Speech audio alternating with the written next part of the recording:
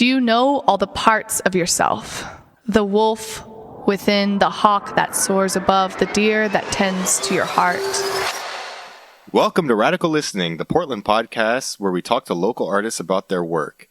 I'm your host, Phil Johnson. And I'm your co-host, Clifton Holtznagel. Today on the show, we have the CoHo Residents from the CoHo Residency program. We got Kayla Banks, Andrea Vernae, and Chris Gonzalez.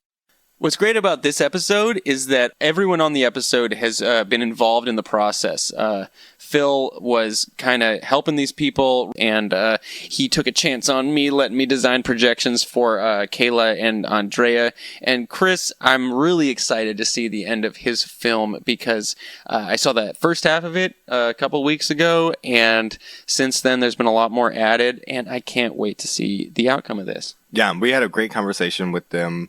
We talked about their pieces and kind of the development of them, but we also kind of talked about the themes behind their pieces and what drove them to do these types of live performances. And so there was a lot of really great conversation about that. We had some funny headlines. So, enjoy this episode. It's really good. Live from CoHo Productions, it's Radical Listening. Today on the podcast, we have our CoHo residents who have been working on their shows for the last few months. It's Kayla Banks, Andrea Vernae, and Chris Gonzalez. Kayla Banks' show, Find Your Way, is streaming live on YouTube Friday, May 14th at 7:30 p.m. Andrea Vernae's show, Story of My Anxiety, is playing live on YouTube May 15th at 7:30 p.m. And Chris Gonzalez's play/film, I suppose, OK Abner, is playing on Sunday, May 16th at 7:30 p.m., also streaming live on YouTube. You can find tickets at cohoproductions.org. It's free if you want, or, as Andrea says, you got it, so give us some cash. Yeah, so let's go in order of the productions here. So, Kayla, how are you doing today? I'm doing well, Clifton, thank you. Absolutely. And Andrea, how are you doing? I am doing really good. Yeah, thank you for asking. Good. And Chris, what's going on with you? Not much, feeling good, yeah. Good.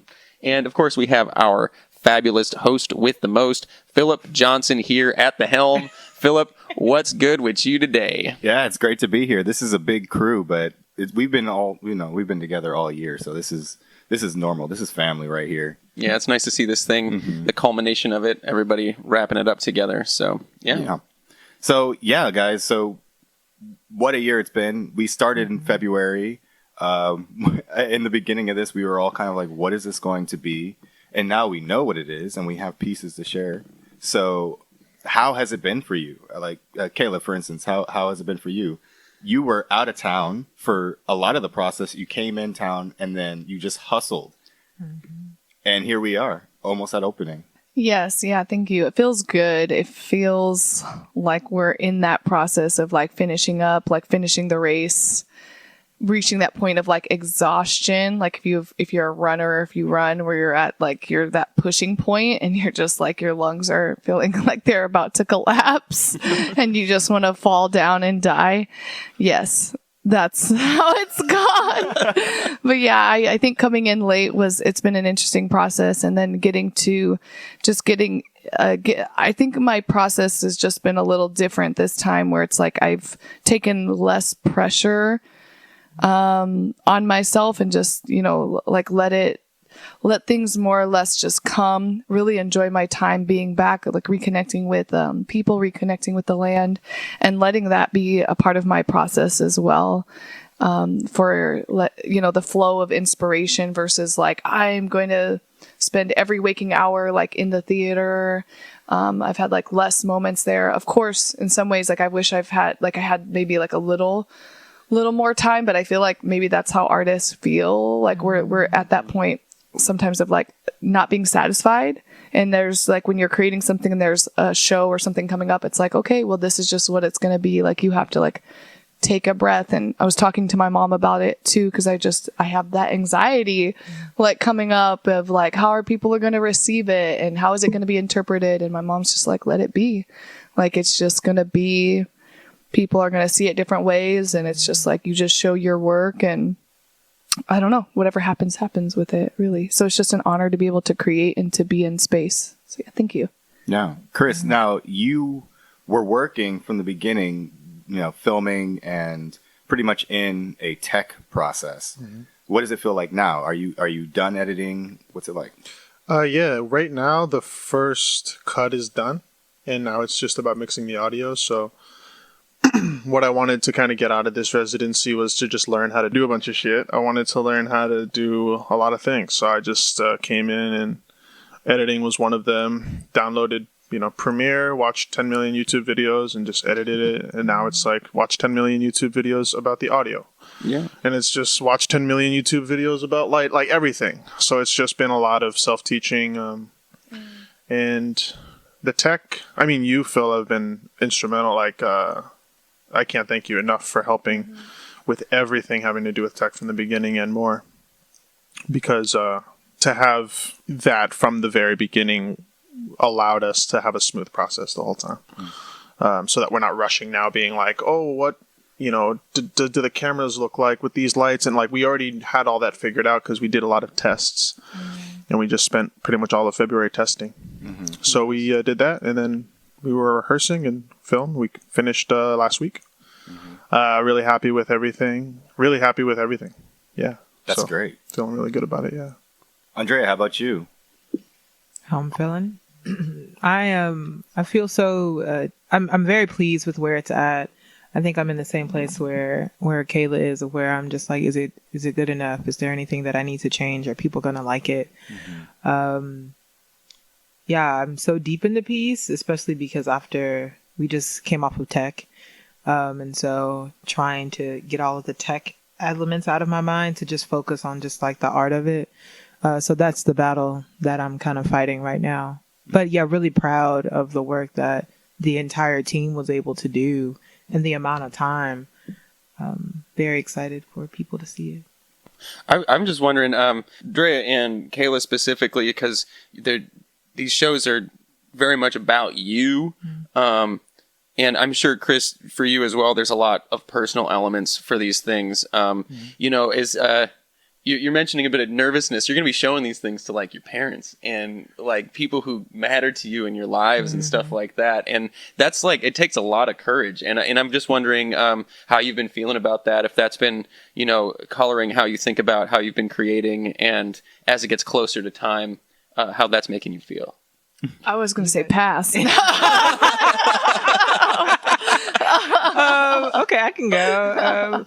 I think that's always in the front of my mind about what my parents will think. My mother, especially, because she's just like, "Ooh, you cussing," and so like that's always the only thing. She can't see past any of that. It's like the moment I say "fuck," she checks out.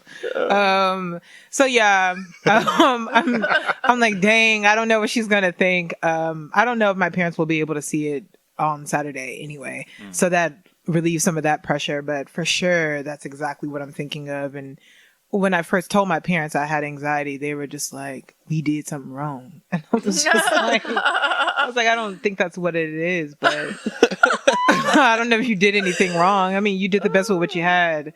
So yeah, always thinking of them, and I'm very nervous. I'm words of affirmation, so I want people to love it.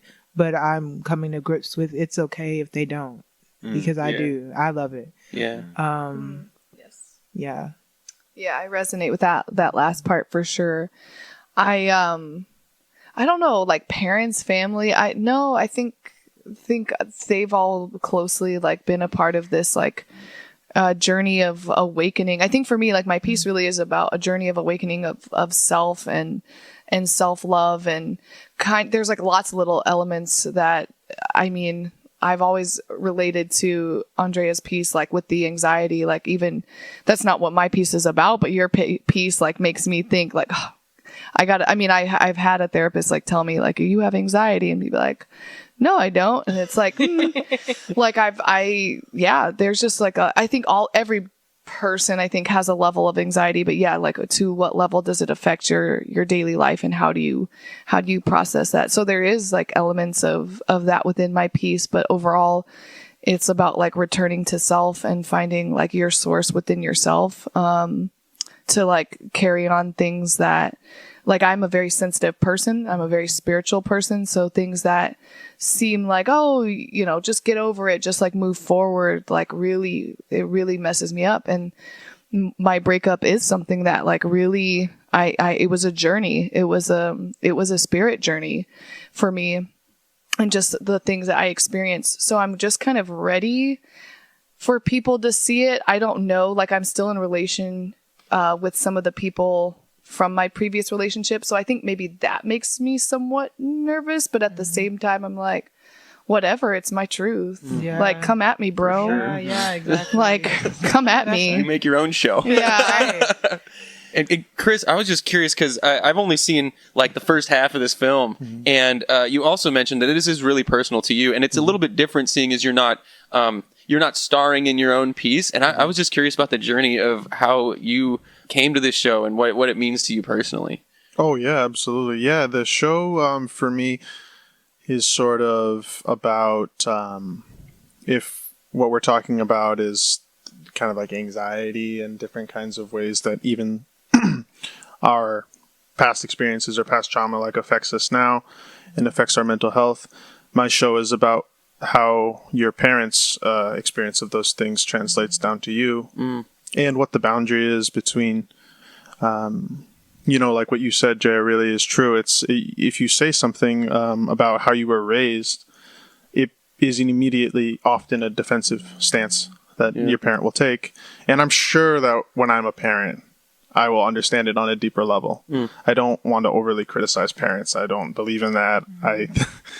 But at the same time, there can't be no criticism, which is how I think many of us are raised, how I was certainly raised, zero tolerance basically for criticism. So this play is my opportunity to basically do that. I don't really talk to them. I have 3 parents, 2 moms and 1 dad. My dad is in hospice right now, and my 2 moms I don't speak to. So they're definitely not going to see this. So for me, it's sort of an opportunity to create a character who can essentially show up in ways and be accountable in ways that, you know, my own experience could never be. Yeah. So that's one of the ways that I like to use, you know, writing and things like that. It sounds depressing, but I process it with a lot of humor and try to put jokes in it and shit like that. Absolutely. Yeah. I noticed that all of your pieces have this centering of a narrative or of a certain type of conversation that doesn't feel like it's talked about enough. Like, you know, we talk about anxiety, we talk about perseverance, and Chris, with your piece, it's about, I mean, you center the type of person who we're so taught, especially on, you know, the liberal side, to kind of demonize, or these people who are kind of deplorable or cast away. Yes. What was your decision making around wanting to tell a story about that type of person? Well, that's exactly it. It's like you have to, or I had to begin to unpack like the ambiguities of parent-child relationships, where you can't reduce your parent to simply bad or simply good. Simply they didn't try or they did their best or whatever it is. There's no simple reduction that you can do in the relationship. And it causes a lot of confusion and a lot of pain and a lot of struggle. And I think that that's also true of other kinds of relationships or dynamics as well, not just parent-child, but city-country. People in the city just projecting out that people who live in the country are unspiritual, Trump-supporting, whatever the stereotype is, less intelligent, whatever it is. I wanted to have one of those characters and basically break all those to show someone who's like just a real person. Because Oregon is such a huge state, in Portland, it's easy to think that it's the whole world in Portland. Mm-hmm. And you just go a couple towns over and you meet people that'll really break a lot of my stereotypes of what that is. So I wanted to bring in that kind of ambiguity too, and have somebody who's not a Trump supporting, like what's that word I'm looking for? Not hillbilly, but country bumpkin. Mm-hmm. The idea of like, oh, they're just country bumpkins out there. And it's like, no, it's like people that are also similar to you. And what is that ambiguity? So that's the division there and how it relates to the parent-child thing. Yeah, and these pieces just focus on hurt and how we heal from that hurt.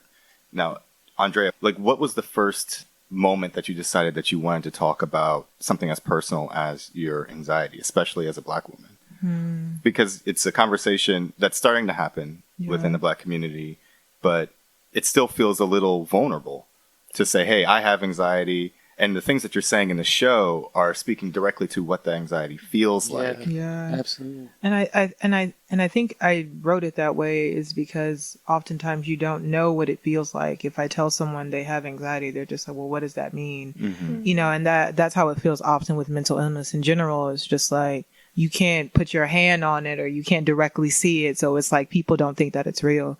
So I just wanted to give people a very real, visceral experience of what it feels and sounds like, and why I decided to write on it. I was already in the mental illness arena anyway. My brother has schizophrenia, and so I was going to originally do my piece about my family's experiencing that, but it didn't feel right for me to write that piece right now. But distracting myself on Instagram, I scrolled past this post. I was just like, it had a bunch of pictures. It was like anxiety and like all the ways that people can experience it. And it had like a picture to describe each emotion of anxiety. I was like, yeah, that's what it is. Because I've suffered from anxiety I think all of my life, but I didn't know what it was until like 3-4 years ago. And so being able to share that knowledge with people, especially Black people, because I know a lot of people in my own family, my own friends that are anxious as fuck. Yeah. And they don't have any of the tools. They don't have any coping mechanisms for how to help them. And so I'm just hoping to offer some light through that. Yeah, it's crazy. I've heard the word anxious before, like growing up, but I didn't know what it meant until I moved out to the West Coast. Yeah. Because back home, people don't talk about being anxious, or if they're being anxious, it's just kind of like one of those throwaway feelings, like, oh, I was really anxious to go on the roller coaster. I got bad news. That's what my grandma was saying. But it was never like a clinical thing. It was never like, oh no, like my anxiety is what causes me other symptoms that, you know, derail me and other things. And so yeah, so, you know, once you start to understand, once you get the language and understand what it is, then all of a sudden you're like, well, no, like I've definitely felt that way. Yeah, that's true. I was also thinking as you were talking, Jaya, about the idea of like with like POC, sometimes it's like that therapy is that you've failed somehow. Yeah. You're saying I need to go to therapy? It's like, yeah. It's like, yeah. It probably would help. Yeah. Help us all, right? I think you'd like it. But that is one thing that I appreciate about what we're talking about and about your piece, and just about not treating that kind of help as some sort of failure of character or something like that, but something that can be really fruitful and awesome and chill. And right. And also, it's not for everyone. That's another thing I always think about therapy too, is that like you could say therapy is awesome all you want, but sometimes it's not helpful. Like if someone has to shop around for a therapist and it's just beating them down, or they're not connecting and they get down on themselves, there's a million reasons why it's not for everyone. Yeah. But to start to make it so that it's more acceptable, especially like with people like that look like us, is important. And speaking of therapy, Kayla, your piece is therapeutic in a whole different way, because it's not just personal, but it's descriptive of things that have happened in your life. You talk about people who've been in your life. And did you find that there was any healing in this process of building this work of art? I think it's going to come, actually. I think in these last few days where it's like going to run through, I think I'm a person that I bottle it up until the last moment. But yes, I guess still to answer that for sure, like a lot of how the text was written and stuff was more candid in the sense of like, it wasn't like I sat down and wrote. It was like something came to mind or something, I had a trigger and I was like, okay, let me voice record this, or let me just jot it down right now in a notebook.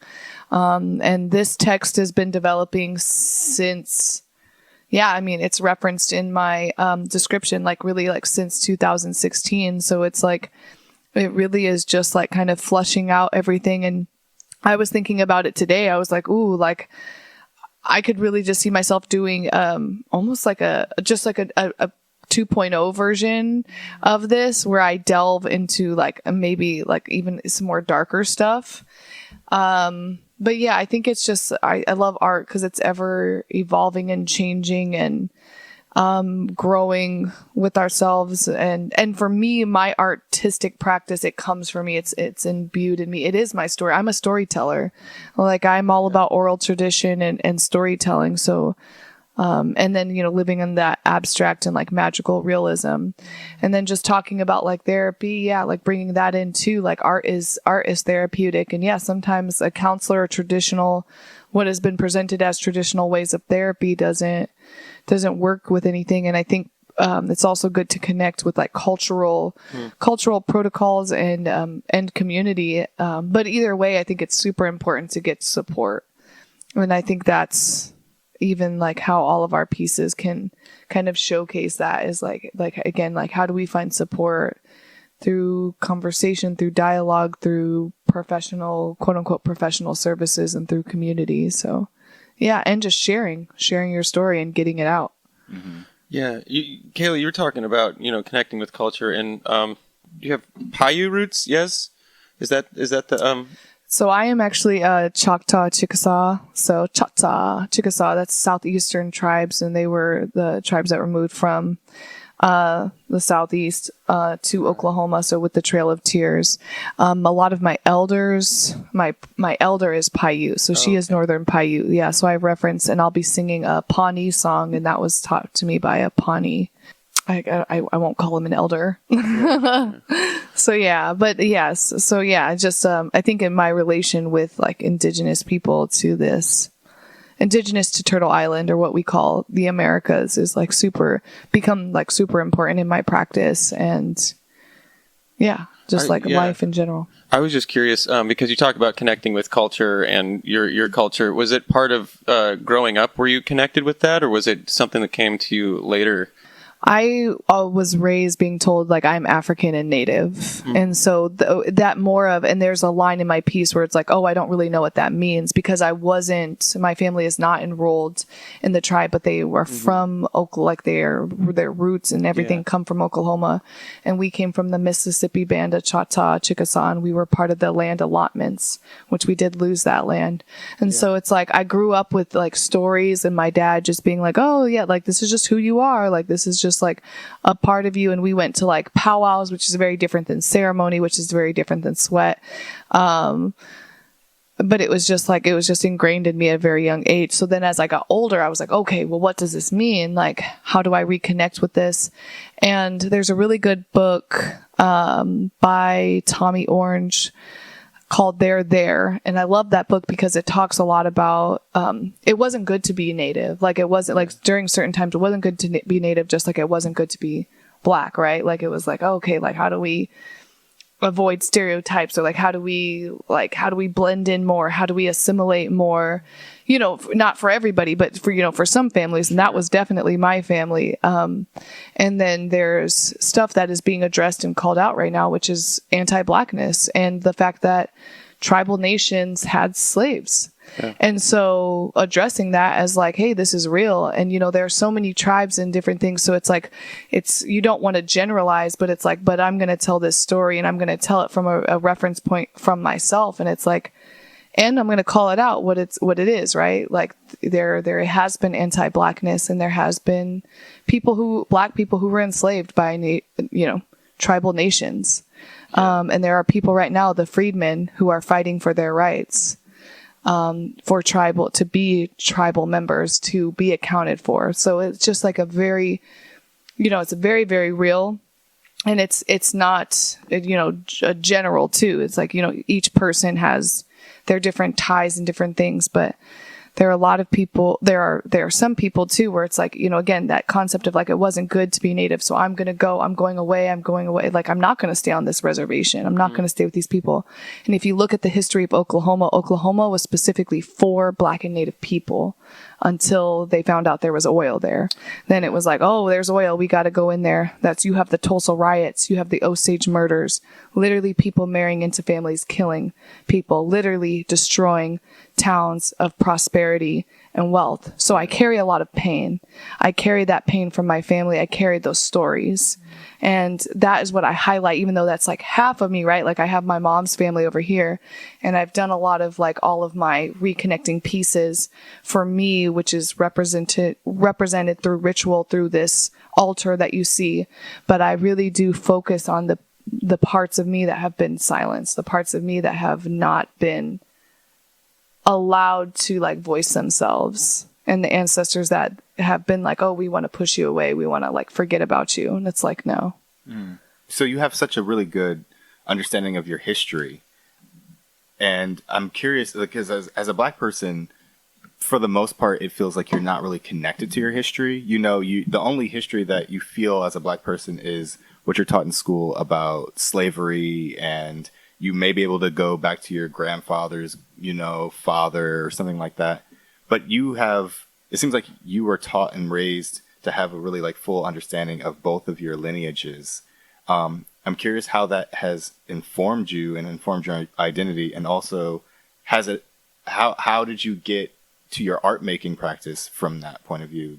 Did you start in Indigenous practice? Did you start in Black practice? I think I start just like, again, with like the oral tradition, and I'm really like seeing this and noticing this. Like I started as, I feel like this is why college is great, like for artists, because you get those opportunities where it's like, oh, create.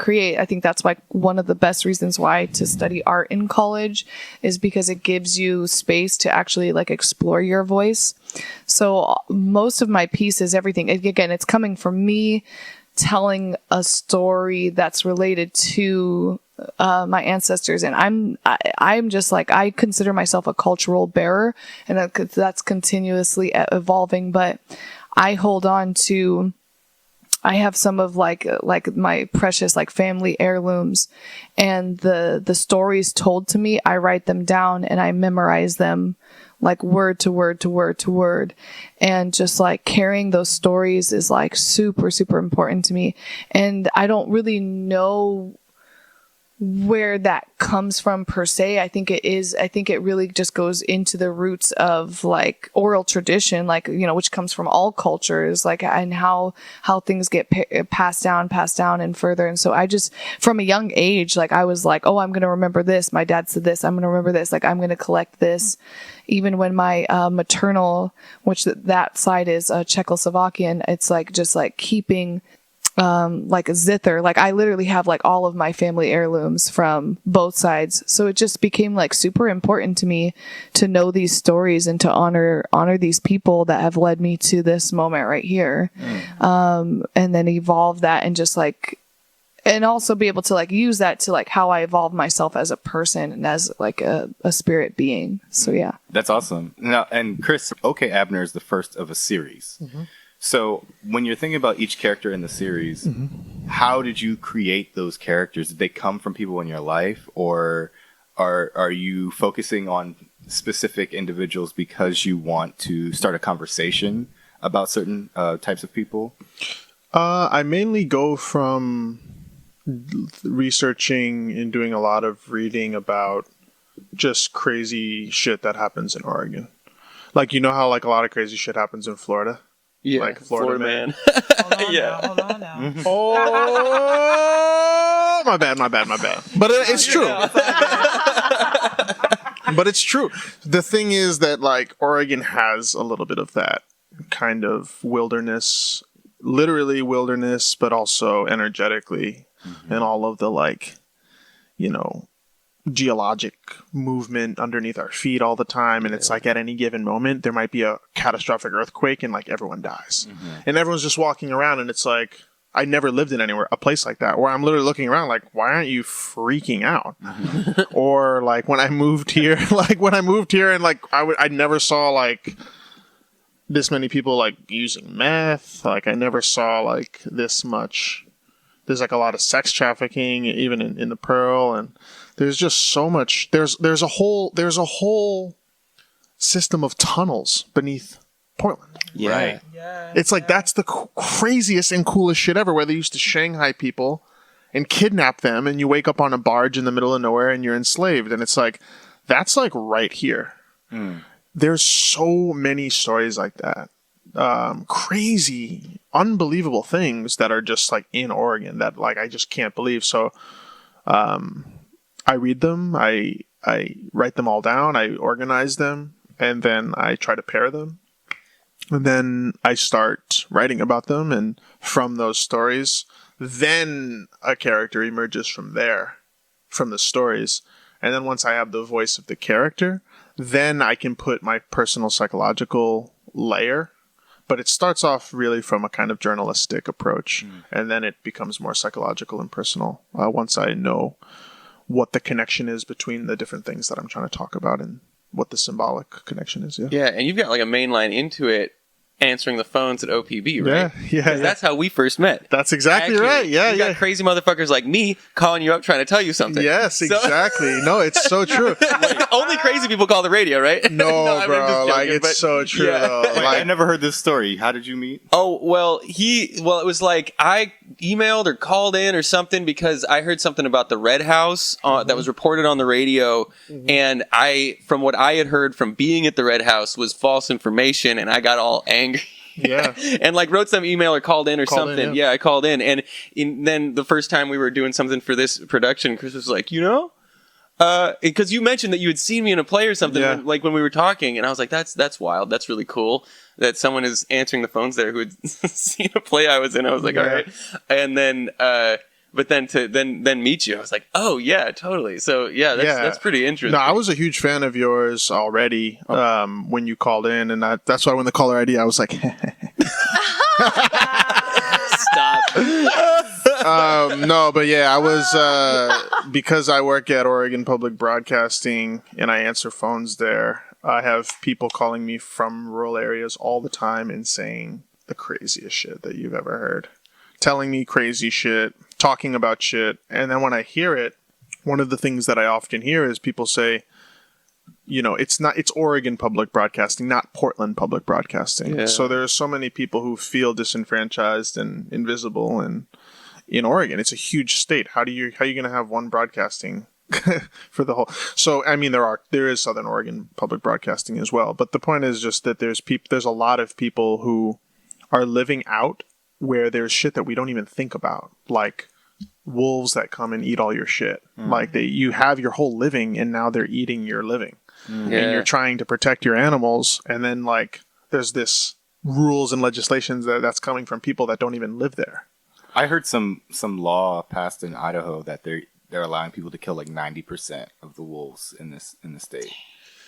There's so much crazy. It's like wolves. There's so many things with like. UFOs. Sorry. Oh yeah. I love the UFO aspect of your show. It's like casually mentioned almost. Yeah. And I love that. it develops further into like it becomes more of a significant thing. The idea of what it means to be an alien, and what it means to be alienated, and what it means to be seen as, like, as a black person. I know that like black people with like really nice hair, like you do, Drea, like, and you as well, but like you have that hair that I bet people come up and they touch and shit. That's like treating you like you're an alien. Yeah. Oh my God, where are you from? And their eyes go open, and it's like you're literally from a different planet. Yeah. So that is thematically what that develops into in the show, and why aliens are important. But yeah, aliens, when you're out in the country, it's like, people might be like, oh, those idiots, they believe in aliens. And it's like, yeah, but like you're not out there seeing the crazy fucking shit that they're seeing. So how are you disemboweled my cows surgically? Exactly. So yeah, that's sort of my ear to the ground in Oregon, and the pulse that I have for all these different stories and how they relate to my writing. I will say I was just in the desert, and if you're in the desert at night, like Burns, Oregon, that area. If you're in the desert at night, different. the amount of stars that you can Yes, see dude. in the sky, I don't know how you don't believe in aliens. It's like if you go out, It's highly spiritual too. yeah, like if you were to go outside every night and see shooting stars every night, That's right.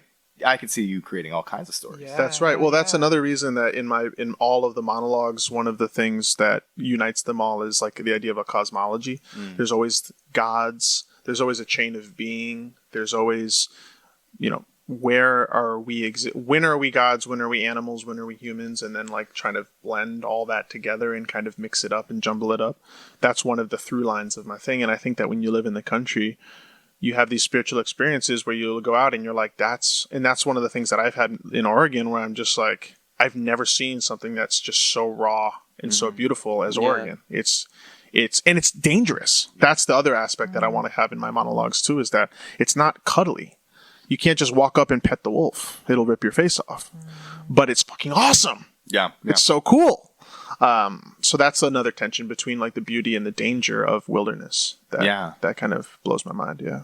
Yeah, it's interesting how, like, living in Portland, too, it's like, oh, yeah, you're just in a city, everything is safe, right? And then you drive 40 minutes and you're like, all right, things are a little different out here. Like, you know, and it's in going out to the desert, it's like, you think about living out there or something and think about all these other things that you start thinking about, like, well, if I was just living out here, Right. what are there's all these things that I just take for granted that I'd have to start thinking about. And so, yeah, Totally. it's I really, mean, really interesting. It's also really scary, just being black too, like I always think about going to the coast at night and you have to go through these really windy roads and you have to go like really slow in your car. Yeah. And I'm sitting there being like, and I'm high and I'm like, dude, what if some fucking people who hate black people were out here? Yeah. Like, I would be fucked. It's dark on all sides. It's windy roads. It's foggy.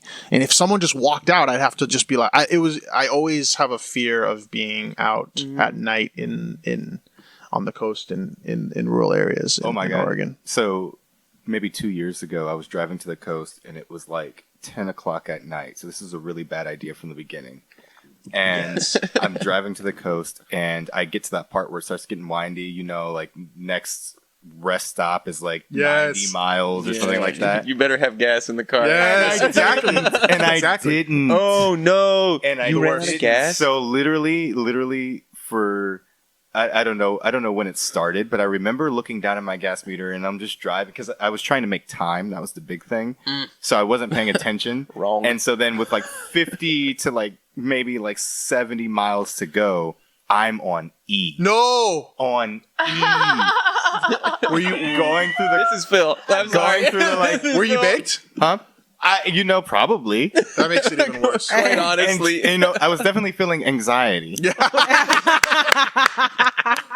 And I'm just like going and going and going, and I'm just like, okay, so yeah, at this point, I'm just gonna put my trust in God. You know what I mean? Like, here we go, because all I can do is drive. But I'll tell you, here's the thing: I swear by hybrids, because my hybrid got me all the way to the coast, 70 miles on E. On E. That's bars.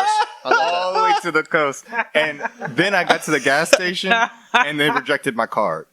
So then I had to find another gas station. Now, yeah. But at least you were out of those fucking woods. No, it is true. It literally, and just to go off of what you're saying, like so many like story ideas and like concepts like popped up in my mind. I'm like, what could happen to me out here? What happens if I have to stop? Yes. You know what I mean? And rely on someone. The other thing is there's no signal, so I can't call anybody. That's over. Yeah. You have to keep your phone on just because how sometimes if you keep Google Maps open, it'll tell you where you're going, but it won't actually update. It's not like you see the map, you got the GPS, but you don't have the signal. Yeah. That was definitely my experience. So I totally relate to what you're saying. Yes, man, absolutely. And having to rely on somebody, you're out there being like, I would have to rely on a stranger out here. We will knock on some random door. Yes. Yeah. So Andrea, you are coming from, being a stage actor, full time, and you're kind of doing a debut for people. You're saying, we've seen you sing, of course, on stage, but we've never seen you sing and rap and do a concert. This is a concert. So what compelled you to say, I actually want to show my musical side, and also, what was the process of kind of transitioning from thinking about things as an actor to thinking about things as a musician? Well, I will say, to answer your question about being an actor and about being a musician, it felt very much the same because it's still very much based in storytelling. Absolutely. And I think that's what I learned in this process, is that music is no different than acting, because it's all about the story. And as far as, I love music, all kinds of music. That's how I was raised. My dad is obsessed with music, and so I have like a deep respect and admiration for all musicians. And so I think that music has been my saving grace in this pandemic. Having experienced a lot of loss, a lot of grief, and music was the only thing that I think kept me grounded. And I've always written songs since, I don't know, like 3rd, 4th grade. But it was just like, you internalize shit that people tell you. It was like, oh, your voice don't sound like so-and-so. And like me comparing myself to other people. So I was like, oh, okay, I can't do music. Okay, I'll accept that. That's fine. I'll just be a fan. But my roommate, Jalen, who's also the producer for Soma, he's always, every day, he's an engineer by day, and at night he's just like working on beats and his craft, and he's just like, Dre, come down. And so I think that's really what was like, I was like, dang, maybe I can like write. And so that's what made me want to tell my story that way, because I was like, this feels comfortable. Love Tiny Desk concerts. Dreezy F. Yeah. Some of us knew it. That's Not true. everyone, though. Look, Andrea is the type of person who will start a freestyle battle in the middle of wherever you are. It's true. Portland didn't know.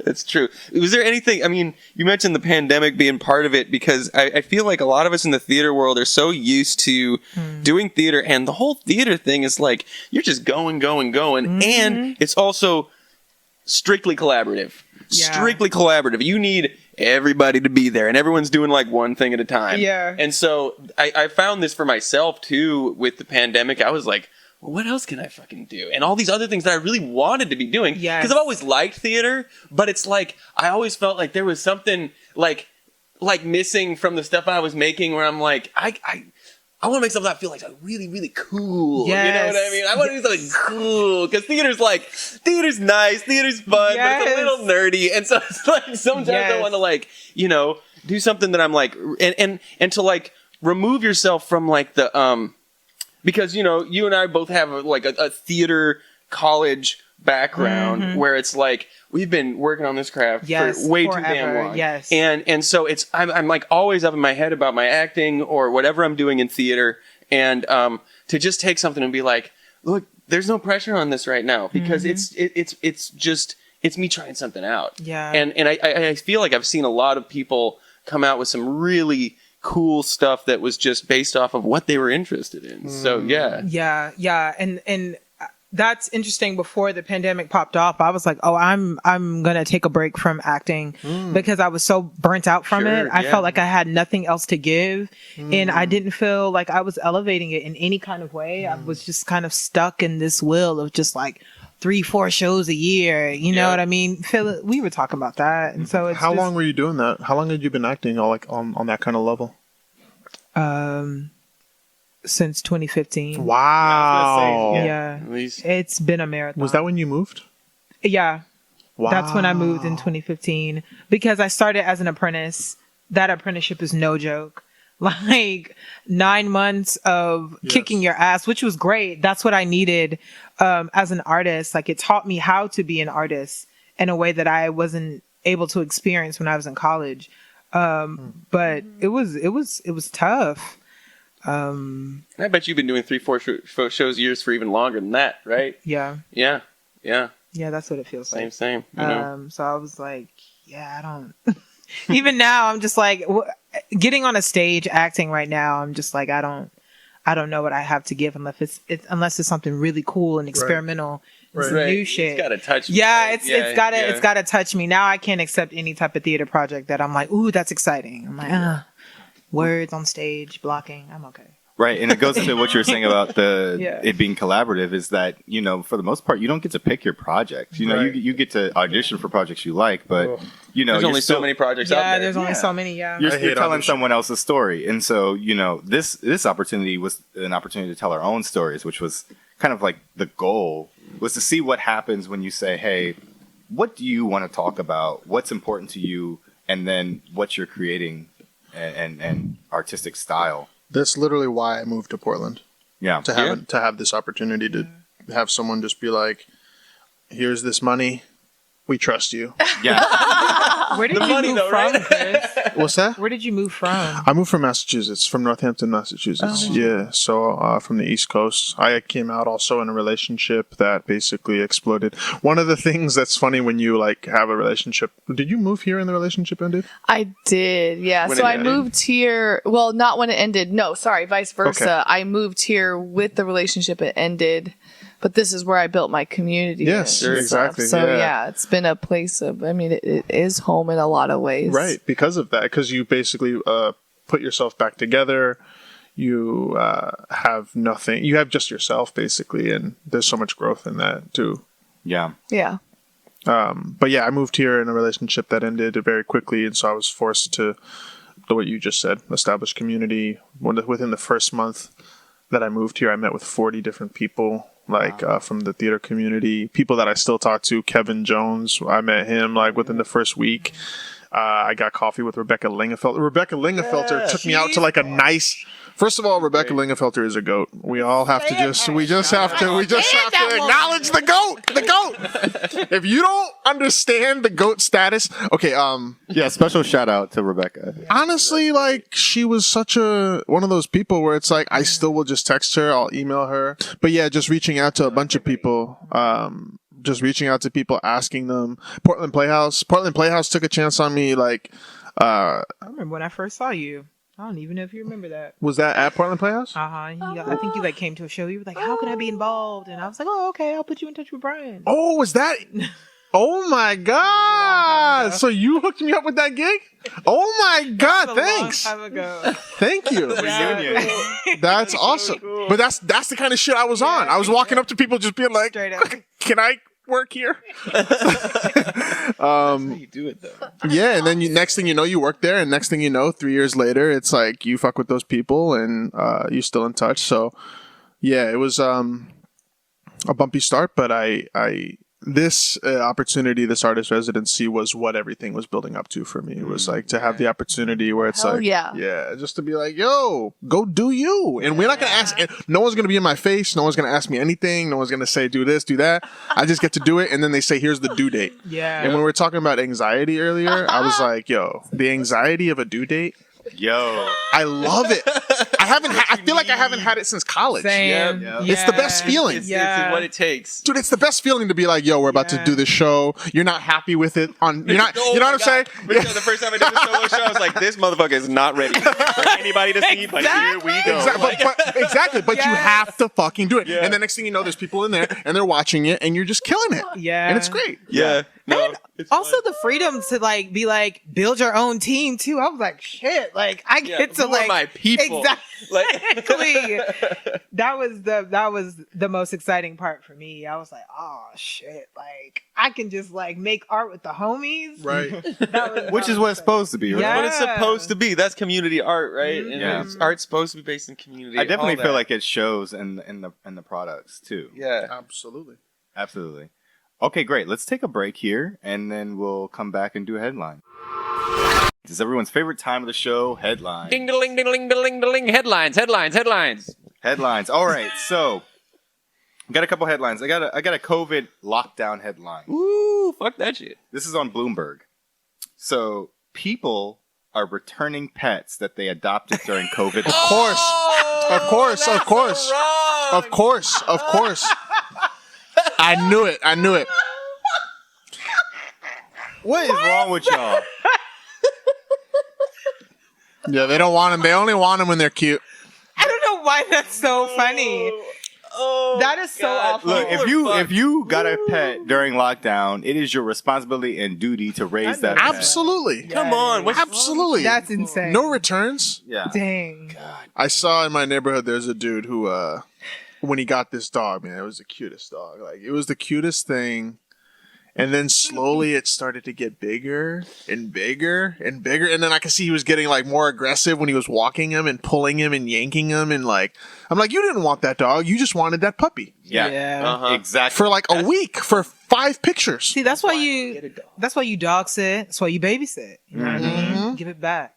That's when you're allowed to give it back. 'Cause it's not yours. Exactly. And that's why I wouldn't ever get a dog, regardless of the fact that I'm allergic, because I don't know how to take care of a dog. No. I don't know how to teach that thing what to do. No. I feel like you need similar conditions for a dog that you would have for a baby. Yes, you do. You know what I mean? Phil was saying this with my dog. Yeah, Oscar's in the house. Oscar. How long have you had him?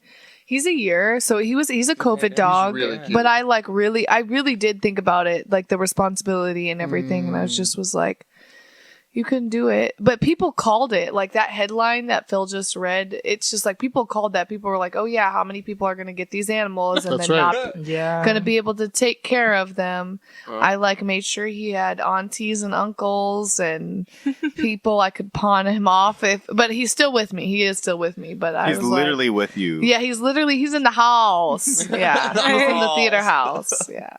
He's really good. That's crazy. Yeah, I mean, could you imagine taking your dog back at this point? It's like a year. No, I don't know. It's just, it's interesting to me. Cause yeah, again, I really did think about, okay, if I cannot take care of this, like who could, okay, like my mom, my dad, my brother, who could I pawn him off on? But I think no, for real. Yeah, I mean, that's real. I feel you. I think people should think about like the backup plans with animals, maybe not kids, they are stuck with those, but you could, There was that Wolf play that went on that was about this, ART did. Yeah. Where they tried to return an adopted kid. Right. Tamara was in that. Yeah. Yep. Yeah, it's funny. I wonder I feel like if I just pulled up, like, first of all, if I pulled up to the, like, pet place to return my animal, like, you gotta wait till, like, no one's in line. Like, you just gotta wait outside, like, look, and just, like, get in there and not even say anything.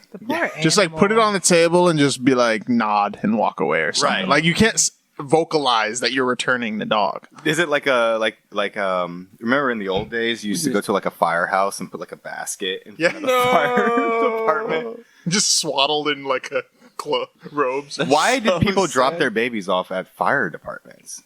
Because they figured those people gave a shit. That's why you don't drop it off at a fucking police station. I mean, I guess, like, what? The police it's a lot of work, like little kids. Like I watched this documentary, and I want to say it was in Japan, of just like women who didn't have like support systems, and it was called like baby drop, and they would like literally drop. And this pastor created this church, and he had this church where like women could do it instead of trash cans, instead of like alternative things.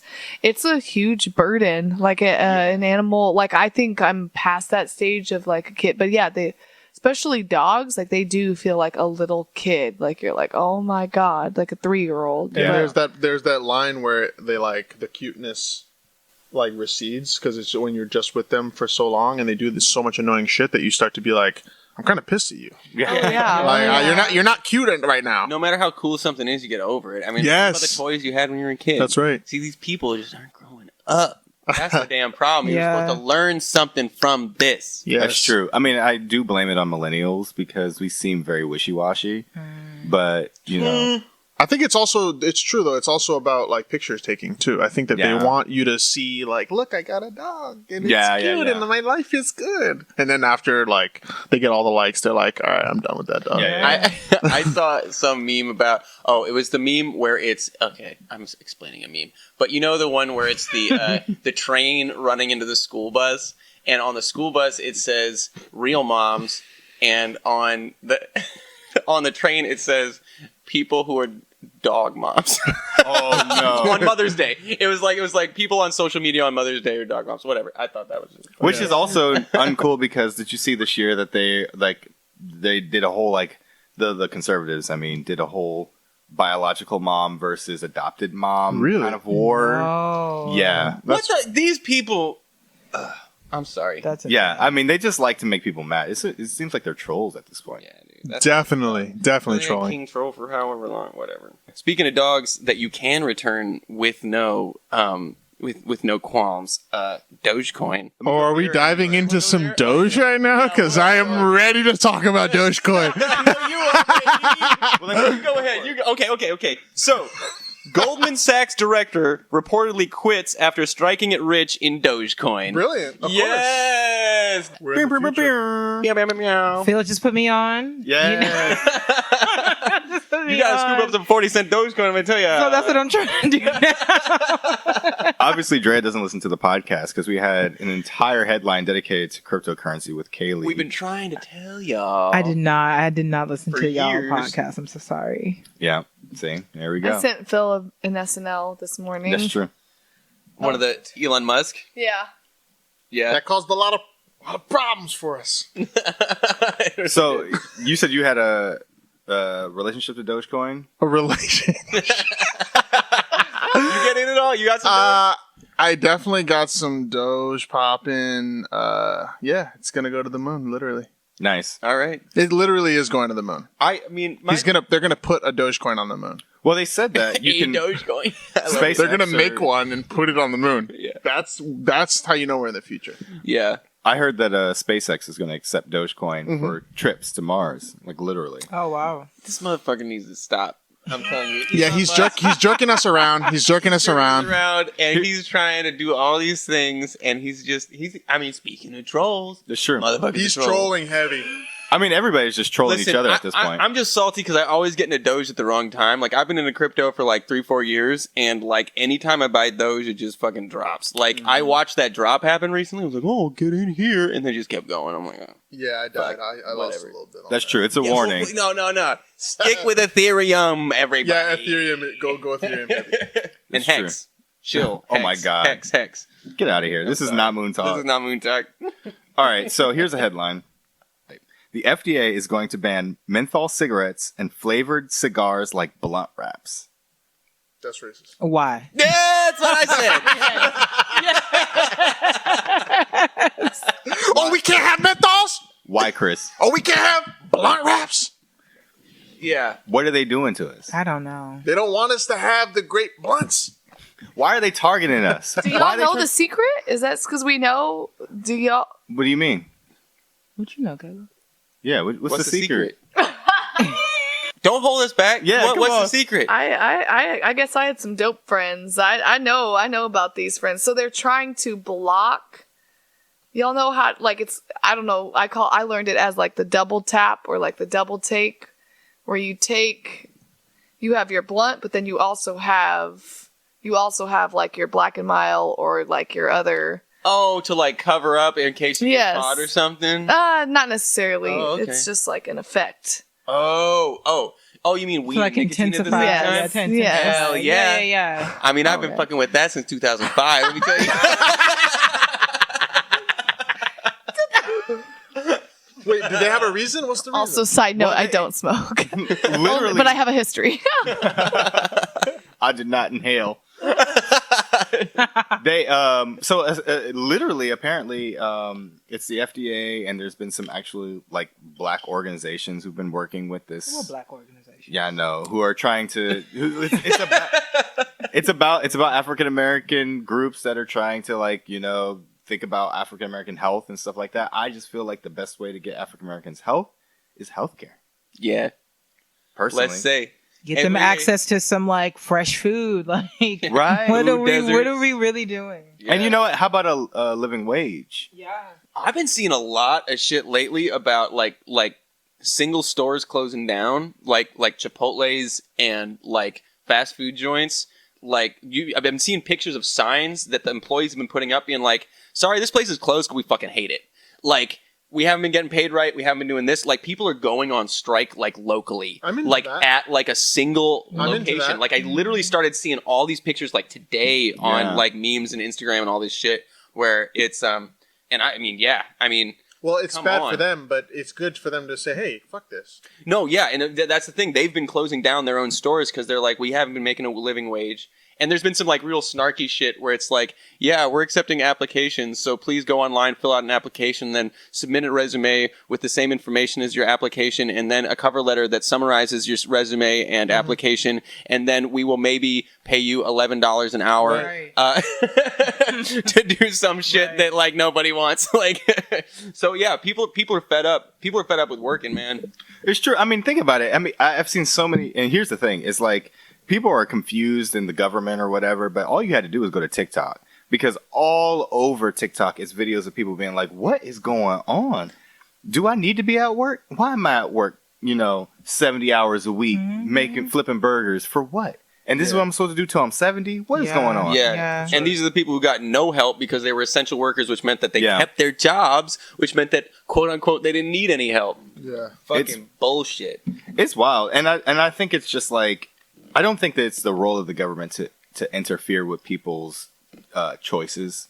Personally, Yeah, especially choices that have, like, literally no consequence to the people outside of them. right? Right. But I've heard like arguments that say that there are cigarette companies that are kind of unfairly targeting black people. I mean, that's real, but, like, still, like, Yeah. there's a lot of better ways. Like, honestly, the thing that got me to, like, really think about quitting smoking was going to my fucking doctor. Yeah. And him being like, look, dude, you got asthma, and you're going to die early if you keep doing this. Right. And I was like, maybe I Yeah. should stop smoking cigarettes so much. At that moment, like when you're sitting on that like weird paper on the thing, and you're just like, Also, like, how you gonna tell someone to go work for, nothing and tell them to not go fucking smoke? Like, that's literally, like, I've had shitty, Yeah. let me tell you, I worked for minimum wage up until, like, a few years ago. And, like, the only good part of my day was my cup of coffee in the morning and, like, taking a 5-minute cigarette break every 2 hours.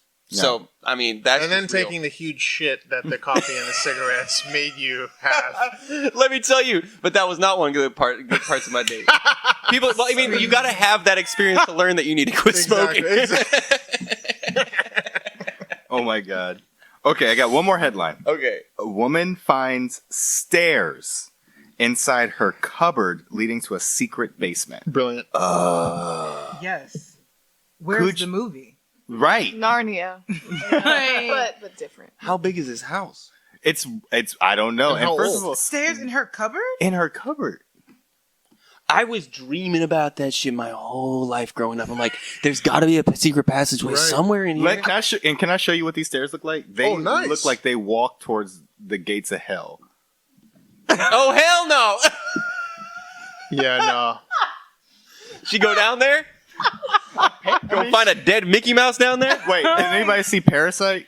Yes. Yeah, I did. That was the last movie I saw in a theater before the pandemic. I love Right. Parasite Yeah. so much. It's That my was That was favorite great. movie. That I saw it was like good. 4 times in theaters. I Yeah. love it so much. I watched that at Fieldhouse. I couldn't What? sleep Oh, I saw that movie for 2 a X's few ago. nights. I don't remember that. Was that Parasite or was that at that other one? No, we watched Hereditary. There it That's, is. yeah, Fuck that's, that. Yo. Ah! Every night I see a woman just like in the corner of my ceiling. Jesus. Whew. Oh my god. I blocked that out of my mind because I don't even remember what happened. I just remember the images. Yeah, same. I don't need to see it sounds. again. And All right, y'all. Let's do some plugs. plugs. This is the time where you can kind of point people towards anything you feel like they should know about. in line with NPR and everything else that white people find about way too late, and that I found out about way too late, and actually started watching way too late. And since this is CoHo's audience base, I figure you guys should know about it. Pose, okay? I literally just started watching Pose, and like I cannot stop. Show? The show Pose. It's incredible. Yeah, What's it on? it's And about what- it's on it's on FX, but it's on Netflix right now. The first 2 seasons are on Netflix, and it's about ballroom culture, drag performance, and at the time it was called transsexuality in like the late 80s, early 90s in New York City. And this is also what has influenced everything about our culture right now. Is something that was completely underground for a very long time. And if you've seen like Paris is Burning and stuff like that, that's what they're talking about. That was a great movie. Yeah, and so this is like, you know, a dramatic Billy Porter is this fucking magnanimous character. And let me tell you, every time I like watch this show, I'll like turn on NPR and someone from Pose is like talking on NPR, and that's how I know I'm too late. But like I literally dropped my girlfriend off at her house and like turned on the radio, and Billy Porter was like yelling on NPR. I was like, all right, yep, here we go. So honestly, like, oh my God, everyone on that show is great. There's some great acting, and like it's really making me think as like, you know, especially as like a white guy who identifies as queer but like isn't outwardly queer, and like has, you know, it's just like it really explores all of the facets of you know, what's going on, and the performance of identity. Absolutely. Yeah, so I highly recommended it to everybody out there. It'll teach you a lot about some shit that you like, things that you like know about in culture and didn't realize where they came from. So yeah, get on it. Nice. I'll follow that up and say that if you haven't seen Time, which is on Amazon Prime, definitely worth a watch. It's a documentary. I don't want to say too much, but the director was able to use a lot of archival footage that this woman shot of her experience waiting for her husband to get out of prison. Wow. And so she's just kind of doing almost like a vlog of just like every day, and it goes over the course of like I think he was sentenced for 60 years.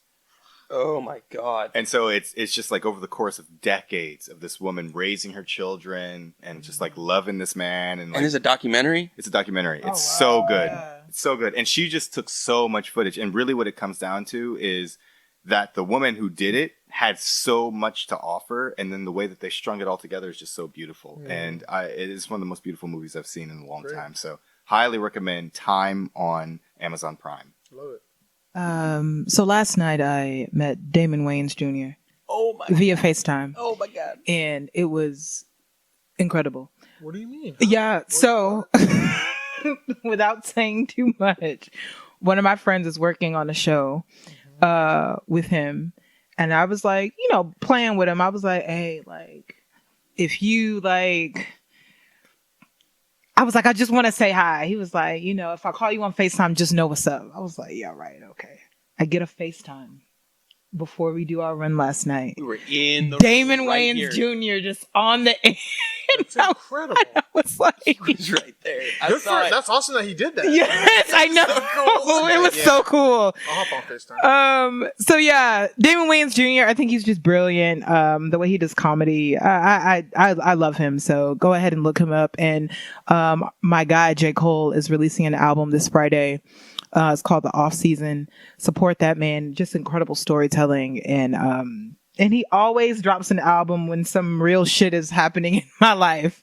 So yeah, support J. Cole. Yeah, I do love J. Cole. Yeah. J. Cole goes hard as fuck. Yeah. Although there are controversial opinions. I heard recently someone say that J. Cole was overrated.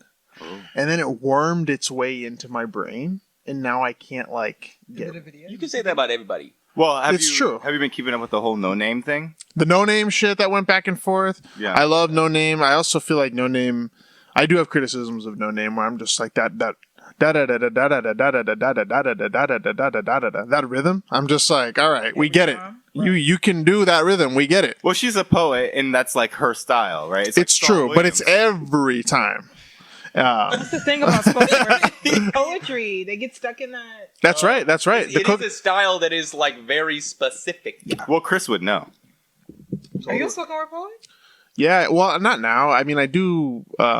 Did you or did you not open for Saul Williams? I did definitely open for Saul Williams. I did have a whole life of What? yeah, I got to chill with Saul Williams. I was chill. I was a slam kind of like hip hoppy. Like, you know how Saul Williams isn't like slam, but it is like Yeah. that's kind of how I was. It was like the black people version of slam, where it's like it's more like bars and in hip hop and Yeah. shit like that than it is like the kind of like This dude fucking hustles. What the fuck? oh yeah. Oh yeah. Yeah, but what would I? Speaking, I would actually do I would plug a poetry thing. Every couple years I find myself rereading. Leaves of Grass by Walt Whitman. It's really beautiful and really inspiring and encouraging, and a lot of love and helping you go forward, and self-help and just beauty. And I just started rereading it every day. I'll read like a chapter of it, and it's just good vibes. You know what I mean? Just like good, positive shit for you. So if you haven't fucked with Leaves of Grass, get down on it. Oh, Nice. read that. Song of Myself is the name of the poem that I would recommend. Song of Myself. Fuck with Walt Whitman. Nice. Thank you. I feel like this is a hard question. I guess I'll like relate to something that Phil had me watch, which was Guava Island. I just feel like in general, just like finding like wherever you are in the world, like finding your local like communities, art communities, and plugging into that, and then just really getting. I would encourage like getting involved in some of the movements of like indigenous movements and land back movements and Black and Native solidarity movements. So if you're on Instagram or you're on Facebook, like plugging into those groups and just like showing up for your communities and just getting involved is like something I would say. Like a good book to read is Braiding Sweetgrass. I need to read some Octavia Butler for sure. Hell yeah. So What by her is fire? Everything. Everything. I Parable of the honestly Sower can't. specifically, Okay. and Parable Yeah, of I the Talents. haven't read it. Yeah. I plugged those Parables, recently yeah. on the show. Yeah, I don't know. If I think of something else, come back at Ratted. What's Guava Island? It's it has Rihanna in it, and Donald Glover. I'm using his like full name, Donald Glover or Childish Gambino. And it's just like a short little thing on Amazon, like a short little musical bit. I don't know. It like I think the thing that really just like resonated with me is just like all of the Black people. Yes. I was like, this is so beautiful. Just to see a movie like that that's just, I don't know, like not about slavery or not about like there was definitely like, I mean, I guess you could say like lateral oppression or whatever in there in some ways, but just like bringing an oral tradition and just showing like a community within a community and a community leader leading with music and voice and culture and song and dance. So yeah. Did you say lateral oppression? Yeah. What does that mean? I've never Like heard black that. on black crime, like that kind of thing, like where it's like you're not seeing like slave owner and black person or like white slave owner and black. It's like, okay, well, this is a community, and how are we seeing just like Sure. oppression? Yeah. Yeah. Yeah. Wow. Well, thank you all for coming today and talking to us. And Thank you. yeah, this has been thanks. super fun. Yeah, and definitely check out these pieces. All three of them are really great, really well produced, and really well done. And so I just want to thank you all for bringing that to CoHo. And Thank also you for helping us the whole way. Yeah, and thank you for bringing it to Portland. Thank you, man. Yeah. All right. Thank you for listening to this episode of Radical Listening. If you have questions or would like to reach out, feel free to reach out to our email, which is radicallisteningpodcast@gmail.com, or visit the CoHo Theater website for more information. And thanks for listening.